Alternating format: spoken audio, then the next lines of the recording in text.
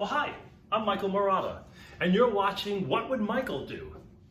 Well, autumn is upon us, and that means soup season to me. And I've made a lot of great soups, but today I'm going to do something a little bit different. This is a vegan cabbage detox soup.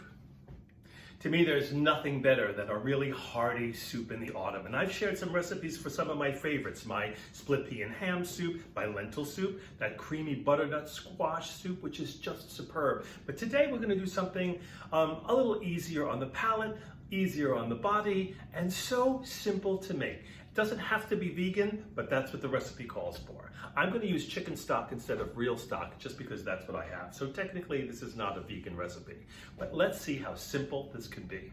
We're going to put all of the ingredients into one big pot. We're going to start with 4 cups of chopped cabbage, pretty coarsely chopped. That's about a half a head of cabbage.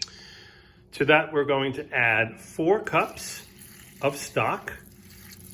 Vegetable stock if you're making it vegan, chicken stock if you prefer. To that we're going to add 14 ounces of diced tomato. That's from a can, very easy. We're going to add 3 or 4 cloves of just crushed garlic. To that we're going to add what we call in America the Holy Trinity, which should be in every soup, what the French call the mirepoix. I've got 4 carrots chopped, 4 spears of celery chopped, and 1 onion. That's going to go right into the pot. We're going to add 2 tablespoons of apple cider vinegar.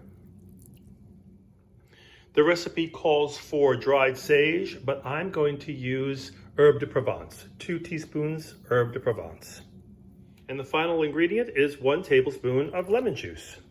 Because this is a detox tea, I'm going to use my favorite secret ingredient is ginger. This is frozen ginger that I peel and keep in the freezer, and I use it on a planer so that I can shave fresh ginger into anything I like.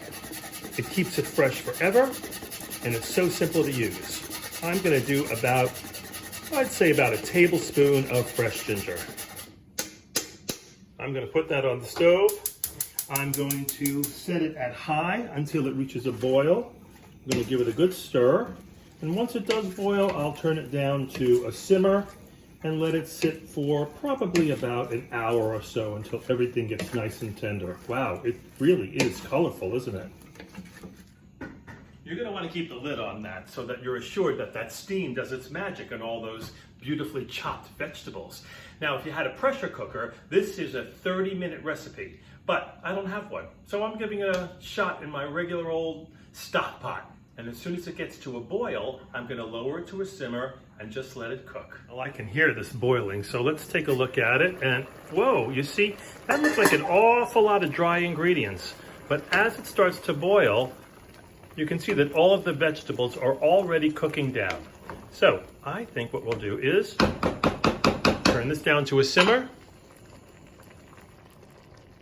There we go, quiet it down, put that lid on, and walk away for about 30 minutes, and we'll come back and check.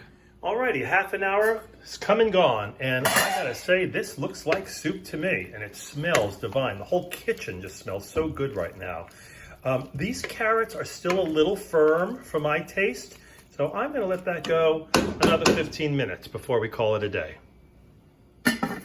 Well, another 15 minutes, and I'm gonna say this puppy is done. That is a beautiful looking soup. Let's test those vegetables. Of course, the hardest one would be the carrot.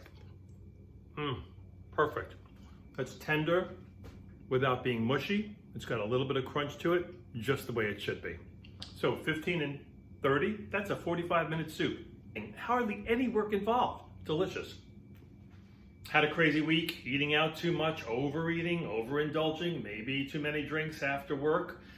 Try my detox or non-detox cabbage soup. I'm going to tell you, it does the trick. That's what Michael would do.